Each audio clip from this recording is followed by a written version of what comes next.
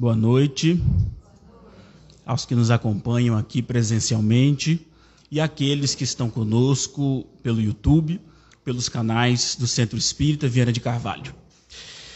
Bem, hoje nós temos uma parceria de luz. Vamos comentar, vamos cantar, vamos nos emocionar em torno da temática perante Jesus. Qual a sua atitude? E nossa irmã, ao longo da sua prece, falou algo extremamente importante que está ligado ao nosso tema. Todos nós somos imperfeitos. Todos nós temos dificuldades morais. Todos nós temos tormentos, dúvidas, angústias. Muitas das vezes, no entanto, nós nos pegamos usando as nossas limitações como uma espécie de motivo para não nos envolvermos com o trabalho do Evangelho, para não nos entregarmos de corpo e alma ao que Cristo e os Espíritos superiores têm para nós. E o Espírito Emmanuel, no livro Caminho, Verdade e Vida, mensagem de número 79, intitulada O Mas e os Discípulos, faz algumas reflexões que têm a ver com o nosso tema, perante Jesus, qual a sua atitude, e com o tópico que estamos a abordar agora, as nossas imperfeições perante o Evangelho. Como que nós devemos nos comportar diante de nós mesmos, com as nossas fragilidades, tudo isso perante o Cristo, perante o Evangelho. Será que o trabalho do Cristo, será que o trabalho do Evangelho exige perfeição? Ou será que é no trabalho que nós vamos nos aperfeiçoando? Diz Emmanuel, comentando Filipenses 4,13, que diz: tudo posso naquele que me fortalece. Paulo, Filipenses 4,13. Emmanuel começa então dizendo que existem dois tipos de discípulos do Cristo. O discípulo que ele chama de discípulo aplicado e o discípulo chamado de discípulo preguiçoso. O aplicado, diz Emmanuel, diz assim para si mesmo: de mim mesmo nada possuo de bom, mas Jesus me suprirá de recursos segundo as minhas necessidades. Não disponho de perfeito conhecimento do caminho, mas Jesus me conduzirá. O aprendiz preguiçoso declara: não descreio da bondade de Jesus, mas não tenho forças para o trabalho cristão. Sei que o caminho permanece em Jesus, mas o mundo não me permite segui-lo. E segue Emmanuel comentando essas duas posturas. Então nós temos dois tipos de discípulos. Aquele discípulo que usa a sua fragilidade como desculpa para não se envolver com o trabalho. E aquele discípulo que entendeu que por ter dificuldade é que ele precisa do trabalho. É o contrário. E Emmanuel diz que nós podemos então nos encaixar em um desses dois tipos de discipulado. E tudo isso tem a ver com a nossa postura, com a nossa atitude perante o Evangelho. Nós imaginamos Jesus com os braços abertos a nos receber, através da espiritualidade superior.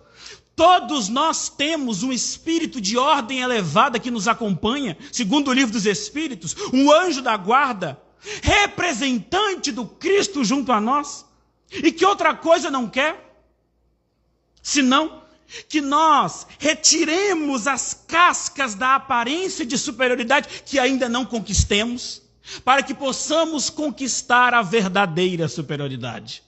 Jesus, quando esteve entre nós, batia muito na tecla da hipocrisia. Quem lê o Novo Testamento sabe que, vez por outra, Jesus condena os hipócritas. E muitos não entendem por quê. Ora, quando nós vamos estudar o grego bíblico, nós percebemos que a palavra hipócrita significa mascarado. Quando Jesus falava aos hipócritas e os advertia, hipócritas, fingidos, ele falava, mascarados, tirem essa máscara de superioridade que ainda vocês não conquistaram, a fim de que vocês conquistem a verdadeira, sepulcros caiados, vocês que têm a aparência de limpidez, vocês que estão polidos por fora, mas cheios de podridão por dentro.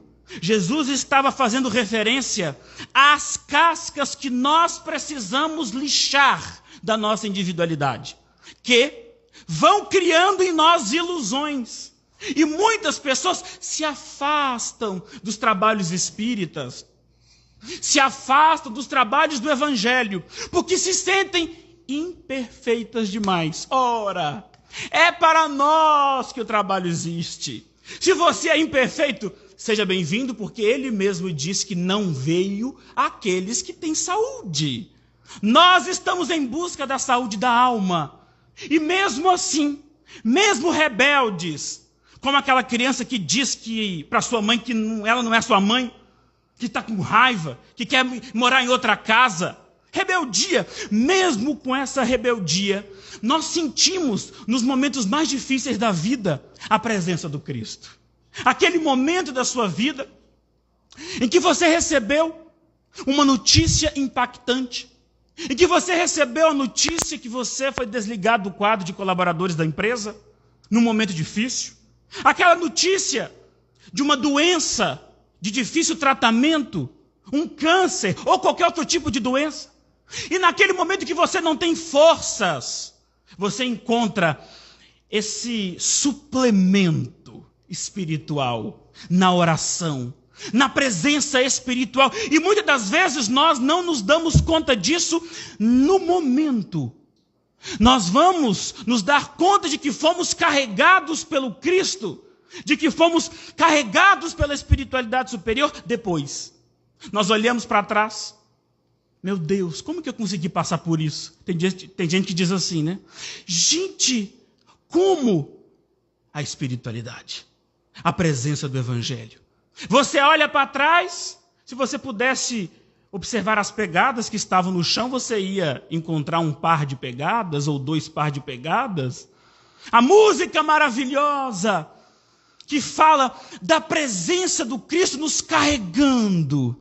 Naquele momento em que você não quer saber de mais nada, estou rebelde. Chega, a espiritualidade vem e te carrega e te mostra, e coloca um amigo no seu caminho, e coloca alguém para te dar um conselho, alguém que é a luz, um médico diferente, um amigo diferente, um conselho na casa espírita, que chega na sua vida como uma luz, e você diz assim, eu tenho certeza que isso é a resposta da minha prece. A resposta à prece que você fez na intimidade da sua casa, na intimidade do seu lar, que não teve testemunha externa, mas tem a testemunha espiritual. Vamos ouvir agora uma música que fala de aconchego, uma música que fala de carregar. Deixemos que o farol luz nos carregue em nome de Jesus por alguns instantes.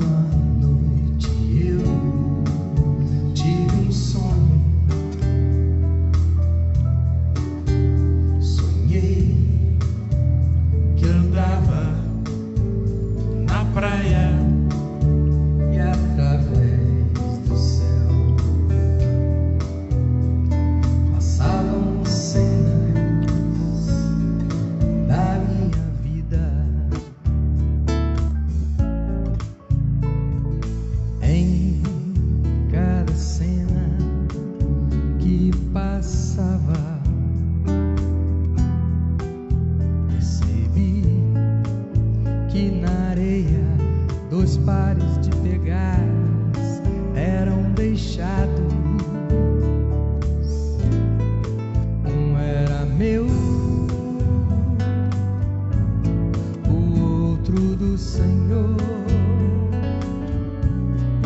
Um era meu e o outro do Senhor. Mais uma cena me entristeceu. Em algumas horas da minha vida só haviam um par de pegadas, e aconteceu nos momentos difíceis da minha vida. Eu que tanto confiei no meu Senhor, me senti abandonado e perguntei: Senhor, por que me abandonaste nas horas que eu mais precisava? E o Senhor me respondeu: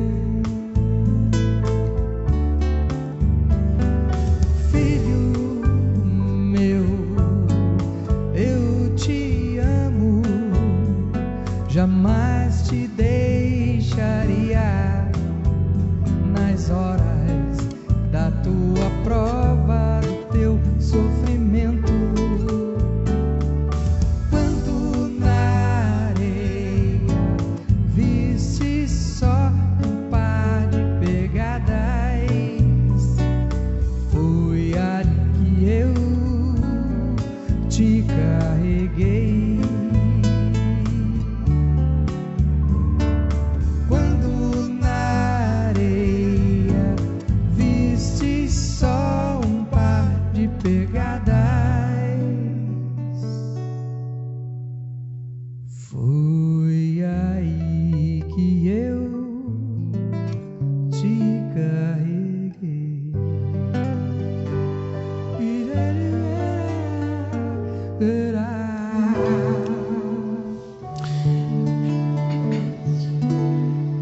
Nós somos efetivamente carregados em determinados momentos da vida.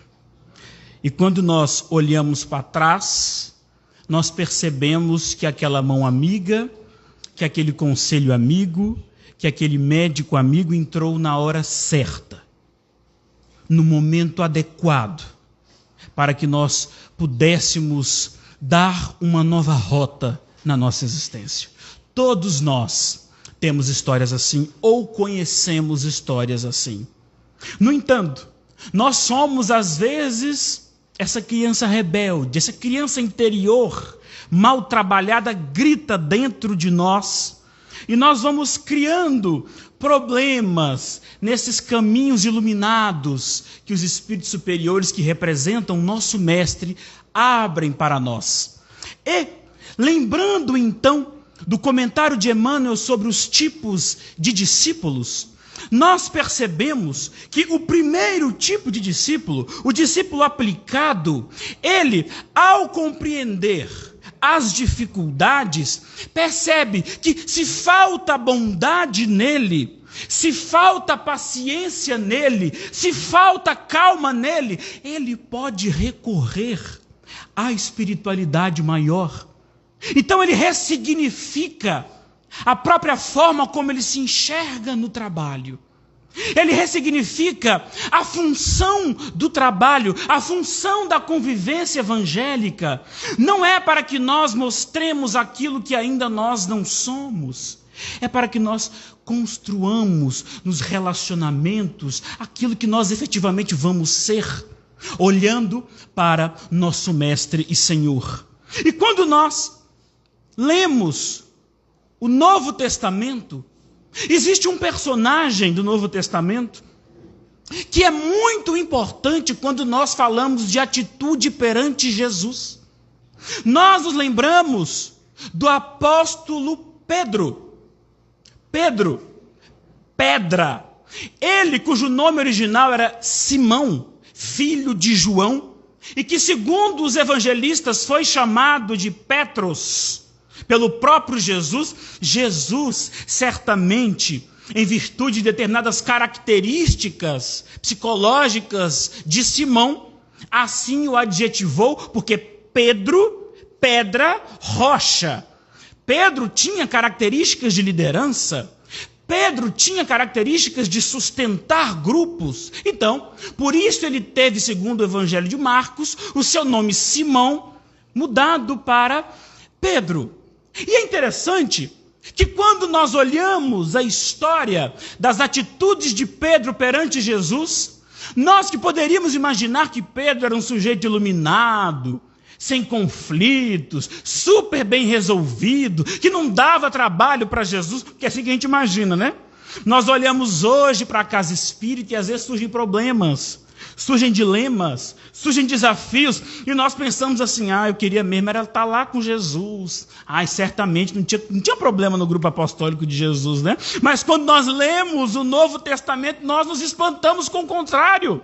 Tinham muitos problemas, tinham muitos desafios, e quando nós olhamos para Simão, filho de João, quando nós olhamos para Pedro, quando nós abrimos o Evangelho de João, vamos começar pelo final. Vamos pegar o Evangelho de João, no capítulo 21, o último capítulo do evangelista João, no capítulo 21, no qual ele vai relatar a aparição de Jesus.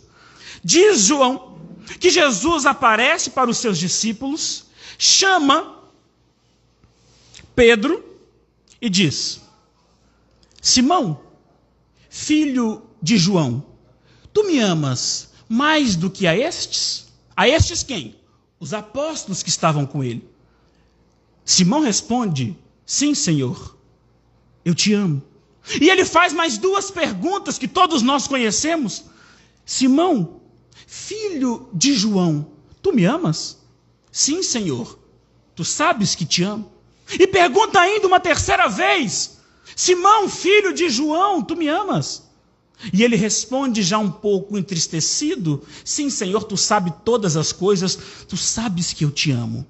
Quando nós lemos este texto no português, é um texto belo, um texto encantador, mas quando nós nos mergulhamos na língua original, no grego do Novo Testamento, já que todos os textos do Novo Testamento estão em grego, quando nós olhamos para o grego, nós percebemos um certo detalhe que torna essas perguntas de Jesus e as respostas de Pedro ainda mais interessantes.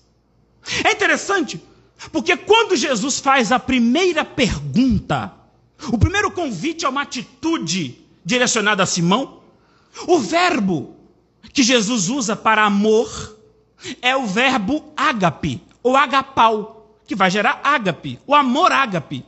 Este amor ágape significa um amor sacrificial, o ápice do amor, um amor divino, o amor da doação, amor ágape. E Pedro responde a Jesus, quando nós lemos no português, sim, Senhor, tu sabes que eu te amo. Só que a palavra para amor, na resposta de Simão, no original, é filo. É o amor filo, é outro verbo. Ambos significam amor. Mas o amor filo é um amor diferente do amor ágape. É como se Jesus estivesse perguntando assim para Simão: Simão, você que disse lá atrás que se possível fosse, se necessário fosse, você daria a vida por mim, você me ama com amor ágape? E Pedro, assim meio entristecido, já diz: Senhor, eu te amo, mas eu te amo com amor filo. Jesus pergunta do amor ágape. Ele responde que ama o amor filo. E o amor filo é um amor menos intenso do que o amor ágape, porque ele é um amor de amizade. Ele é um amor de gostar. Eu gosto do fulano. É diferente do amor sacrificial, do amor ágape. E Jesus pergunta uma segunda vez, ainda usando o verbo agapau, o verbo ágape, o amor ágape. Pedro, agora sem perguntar da segunda vez, se ele o amava mais do que os outros. Da primeira vez, Jesus usa o verbo ágape, pergunta desse amor sacrificial, comparando: você me ama mais do que a estes? Da segunda vez, não. O Senhor Jesus, materializado, pergunta a Simão se ele o amava com amor ágape, mas sem comparar. E Pedro responde: sim, Senhor, eu filo você, brincando com a língua grega. Eu amo o Senhor com amor filo. Agapas-me, perguntava Jesus no grego, filose, responde Simão. E aí, Jesus muda na terceira pergunta, ele muda o verbo. Nas primeiras perguntas, ele usou o verbo agapau. Ele falou do amor ágape. Agora o mestre pergunta para Pedro se ele o amava de forma filo. Ele pergunta: Pedro, então você ama a mim com amor filo? Jesus não pergunta mais com amor ágape. Veja que essas nuances não estão no português, só estão no grego. E aí Pedro, diz o Evangelho de João, fica entristecido, porque Jesus dá uma lição nele, que é a seguinte: lá atrás, antes da crucifixão, segundo o evangelista Mateus, no capítulo 26, Pedro disse assim: Senhor, se acontecer qualquer coisa, eu estou com você. Se preciso for morrer com você e por você, eu morro. Só que na hora do teste, ele não passou no teste que ele mesmo disse que ia passar. Então Jesus, materializado em João 21, quer dar uma lição para que Pedro, para que Simão, reflita na sua real atitude perante o Evangelho. Para que ele lime essa casca de superioridade que ele ainda não tinha. Ele alimentou essa imagem de que ele tinha um amor sacrificial pelo Cristo e ele não tinha ainda o amor ágape. E Jesus queria dizer: reconhece, Pedro. Aliás, em João 21 ele não chama Pedro como Pedro, ele chama de Simão. Ele que mudou o nome dele de Simão para Pedro, agora não chama ele de Pedro, chama de Simão. Como a fazê-lo refletir na atitude que ele deve ter perante o Evangelho. E todos nós sabemos que a resposta do Cristo é: vai e apacenta as minhas ovelhas. Para que nós consigamos apacentar as ovelhas, para que nós consigamos cumprir com tudo aquilo que nós queremos fazer nos trabalhos do Evangelho, nos trabalhos espíritas, nós primeiro precisamos meditar no grau de amadurecimento do nosso sentimento perante o Evangelho. Para que aí sim, nós possamos amadurecidamente trabalhar. Porque senão, nós vamos viver fazendo promessas. Promessa daqui, promessa acolá. E quando a coisa começa a apertar, a gente foge. A gente diz que tem amor ágape, mas na hora H a gente tem amor filo. E a gente começa a se enganar. É um processo de auto-engano. E você começa, por esse auto-engano, a se sentir incapaz. Então, nós precisamos amadurecer a nossa visão, e aí sim, aquele Pedro que está narrado em João 21, renasce e se torna o grande sustentáculo do cristianismo primitivo, o grande pai espiritual do livro de Atos. Isso tudo quer dizer o seguinte para nós: Jesus é chamado por Emmanuel de o grande amigo da humanidade. Nós temos que ter essa certeza de que o nosso melhor amigo é o Cristo. Ele espera cada um de nós. Cada um de nós. Deixemos que essa amizade do Senhor, através de Vera de Carvalho, através dos mentores espirituais, se fazer nos momentos da vida, de alegria ou de tristeza, nós possamos contar com a presença deste melhor amigo. Farol Luz vai agora provar para vocês, com o coração, mais do que com a razão, como Jesus é o nosso melhor amigo. Arrasa aí.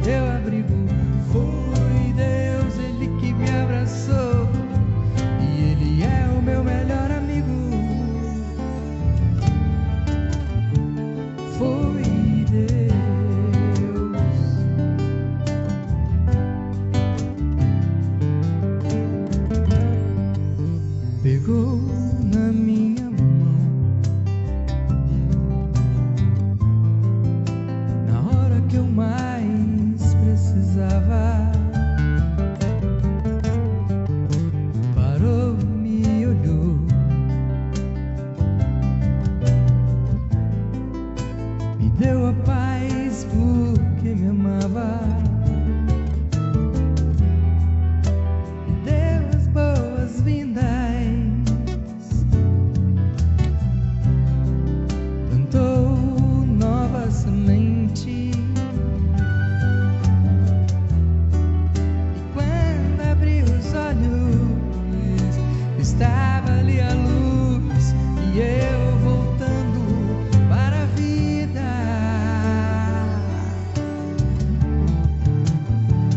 Foi Deus com todo o seu amor que me mostrou tanta beleza. Foi Deus, Ele que me acolheu e me tirou da incerteza. Foi Deus que recriou o céu, recriou a terra, me deu amigo. Foi Deus, Ele que me abraçou e Ele é o meu melhor amigo. Foi Deus, todo o seu amor que me mostrou tanta beleza. Foi Deus, Ele que me acolheu e me tirou da incerteza. Foi Deus que recriou o céu, recriou a terra, me deu abrigo. Foi Deus, Ele que me abraçou e Ele é o meu melhor amigo. Foi Deus.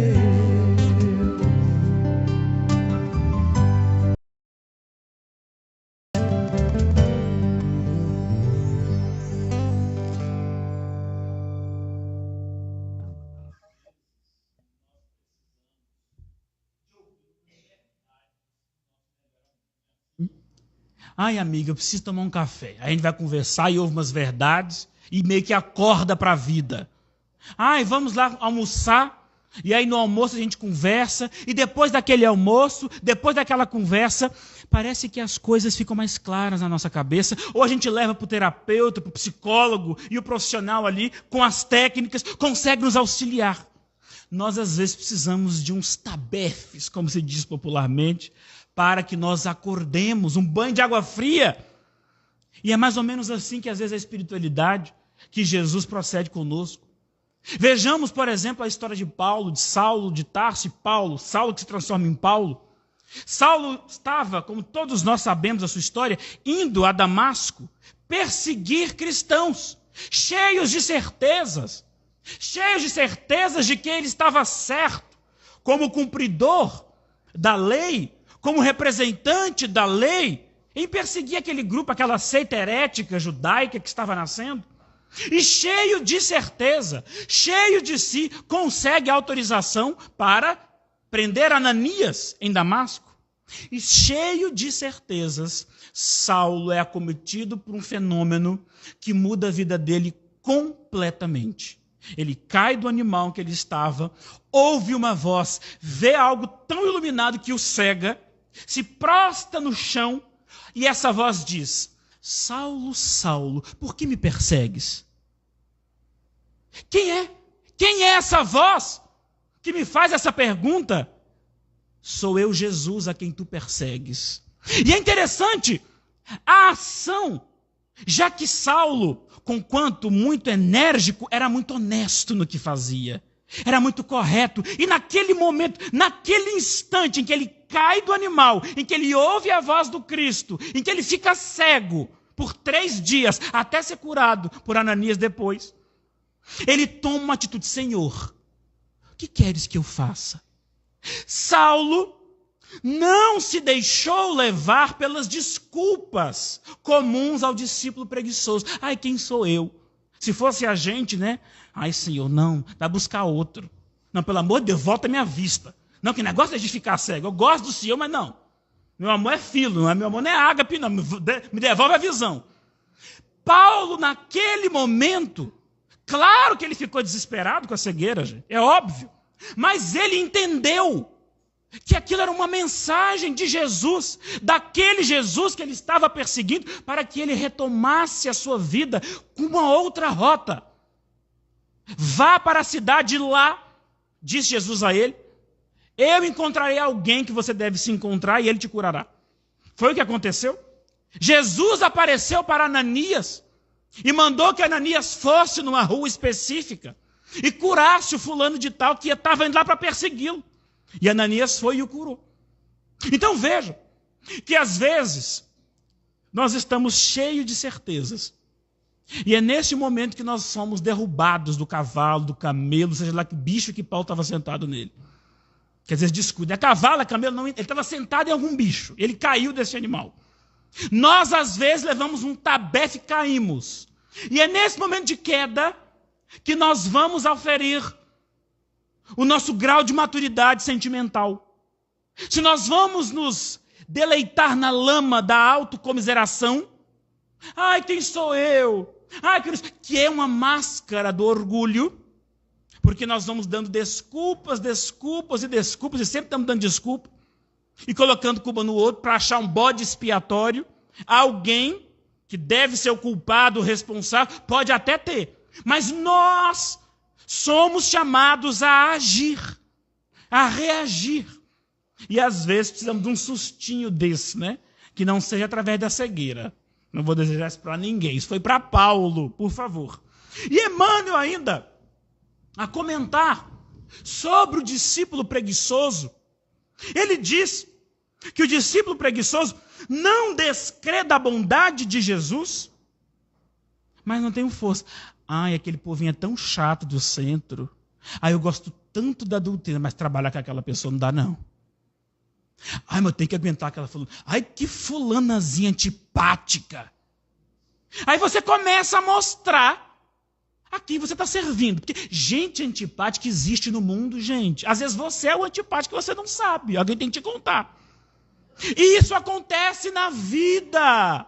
Tem gente que não vai com a sua cara, que não vai com a sua voz, que não vai com o seu jeito, que diz que você está magro demais, gordo demais, bonito demais, feio demais.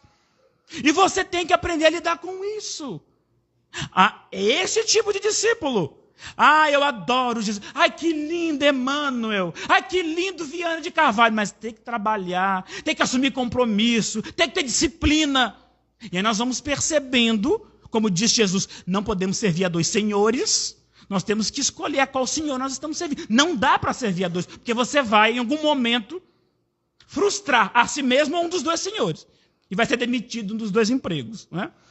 Diz ainda Emmanuel, o discípulo preguiçoso: sei que o caminho permanece em Jesus, mas o mundo não me permite segui-lo. Ai, o mundo, as conjunturas do mundo, está tudo muito difícil. Ai, eu não sou caridoso porque está tudo muito difícil. Ai, eu não sou paciente porque ninguém é paciente.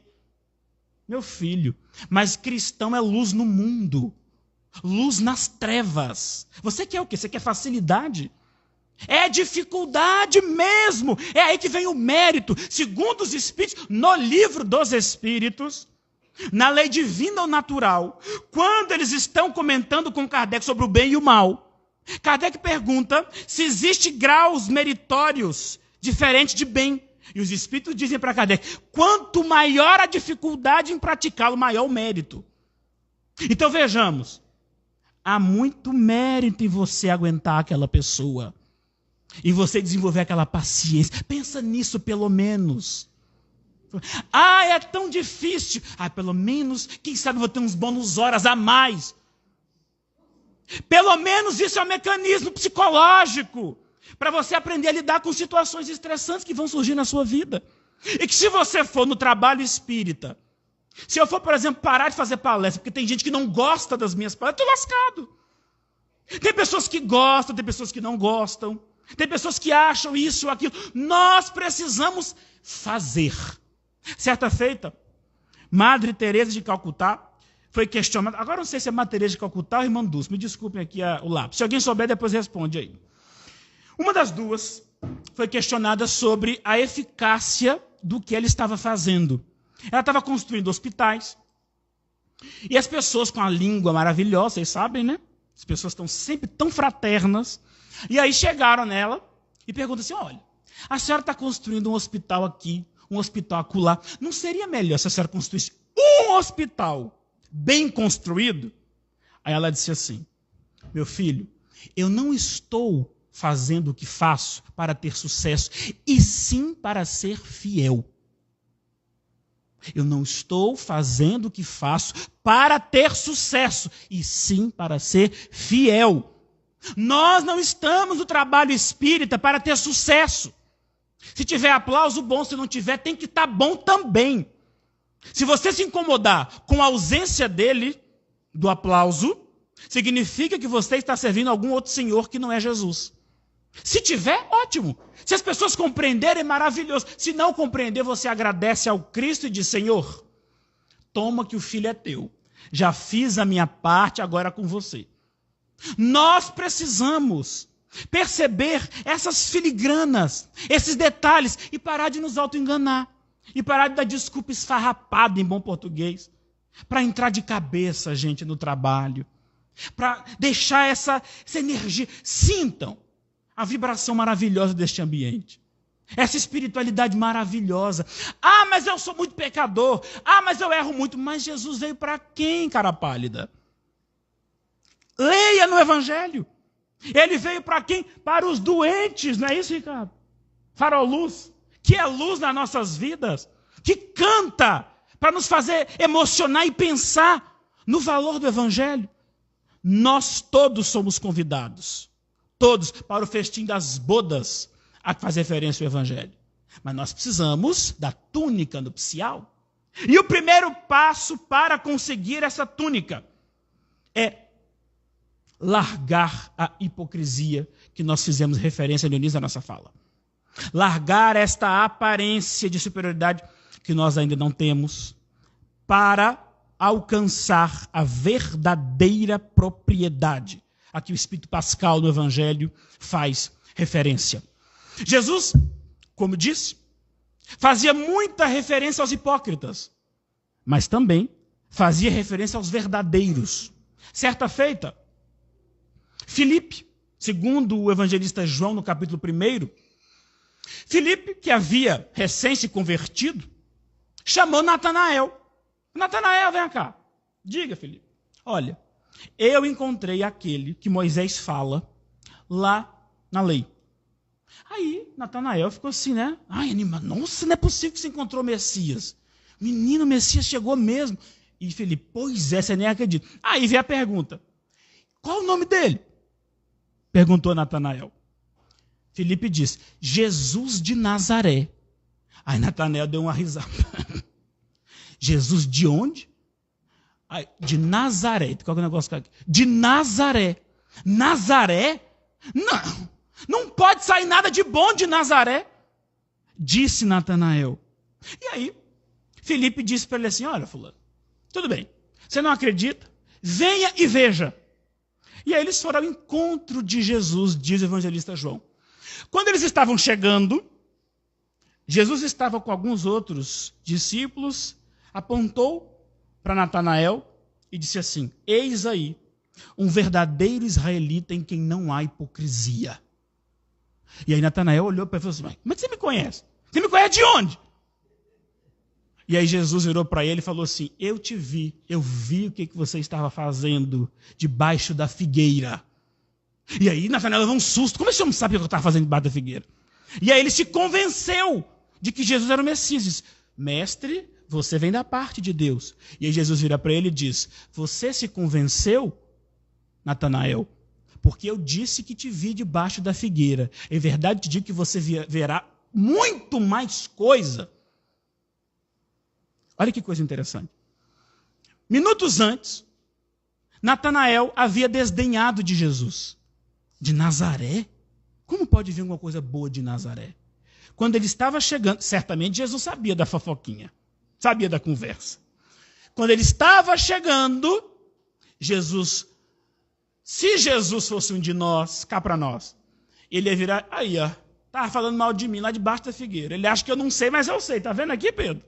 Está chegando mais um. Não, o que Jesus disse? Eis aí um verdadeiro israelita. Por quê? Porque Natanael não conhecia Jesus.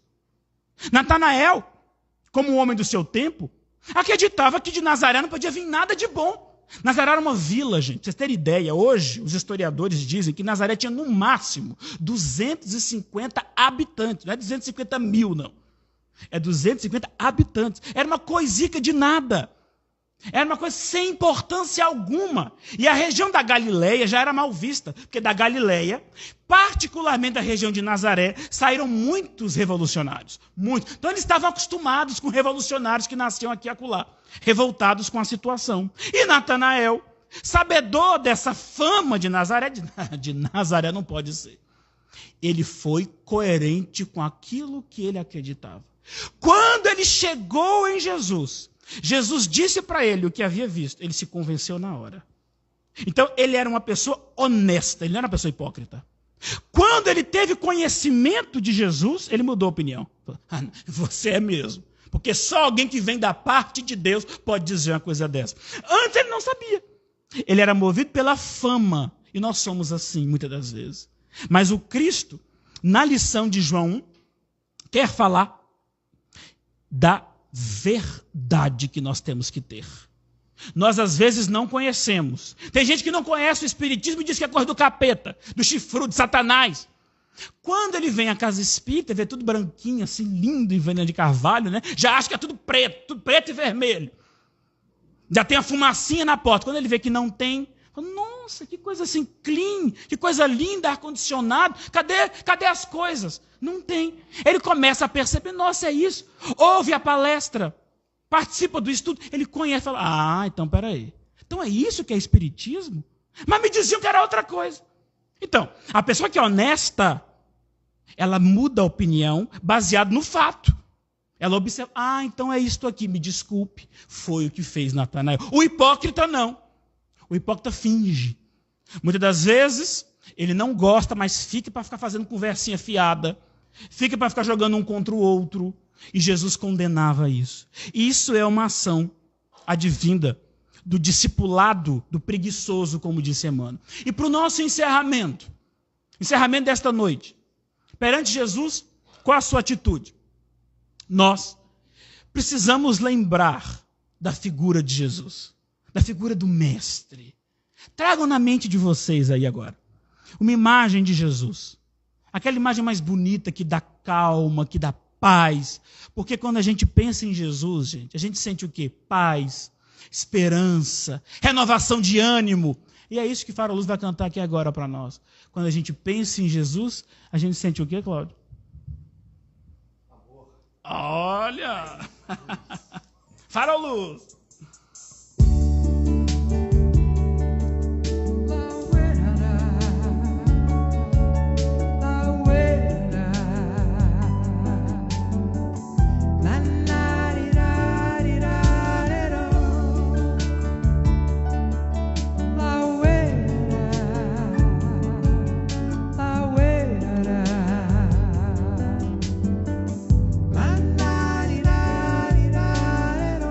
Toda vez que penso em Jesus, meu coração se acende no meu peito.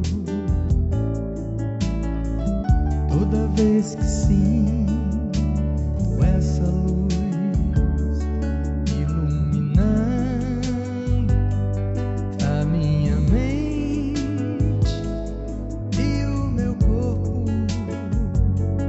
pareço flutuar. Quando penso em Jesus, eu sinto paz. Quando penso em Jesus,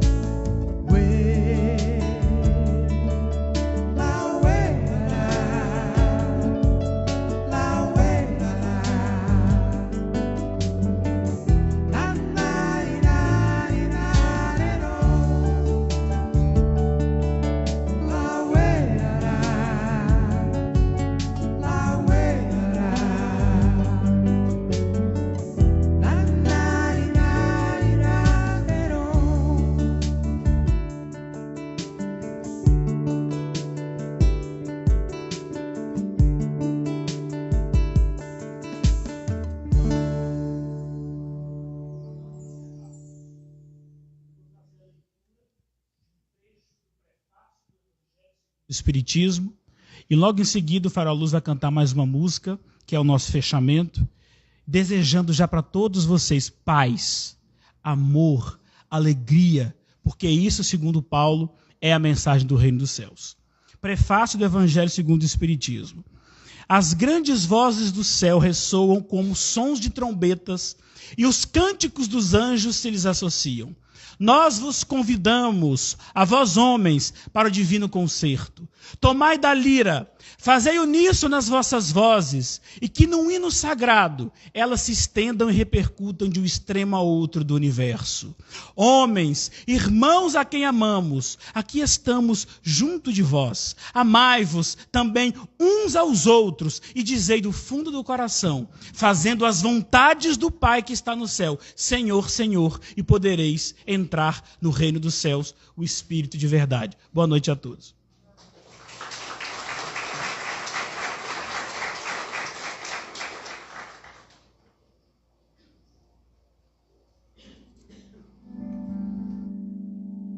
Andrezinho?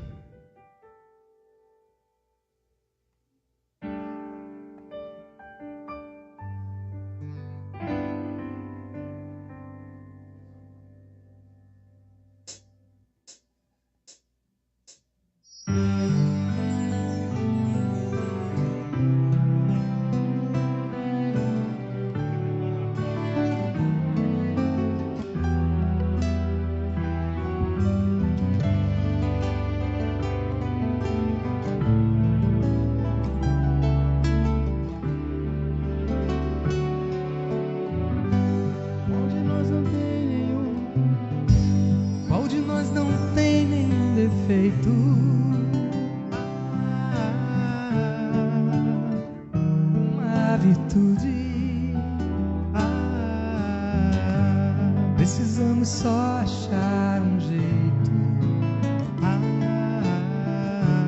de suavizar o lado rude.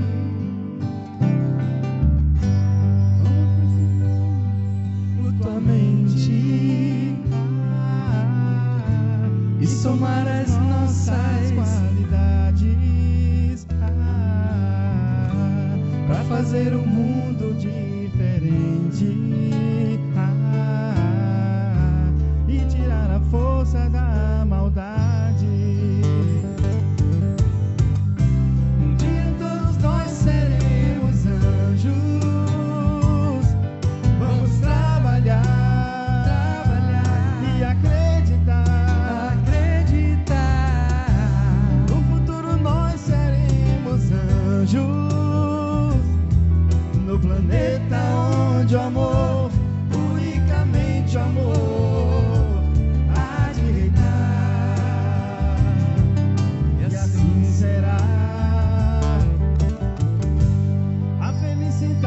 só começa quando cessam as desigualdades,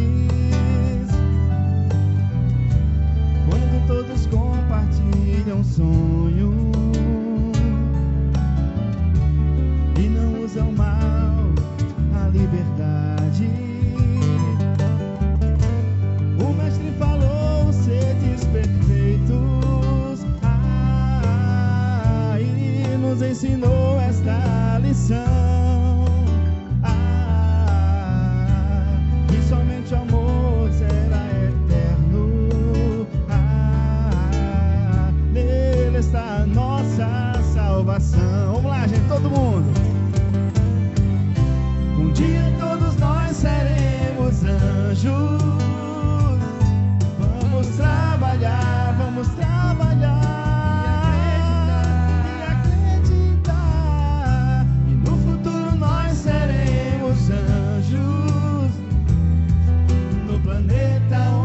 Amor, unicamente o amor há de reinar.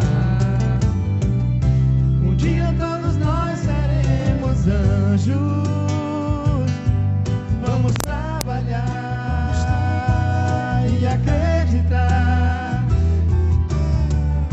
E no futuro nós seremos anjos. No planeta onde o amor,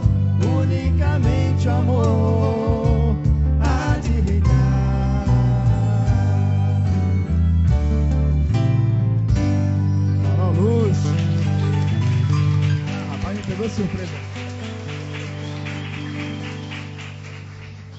Obrigado pela oportunidade mais uma vez, pelo convite. Para o Luiz, sempre que precisarem, estaremos à disposição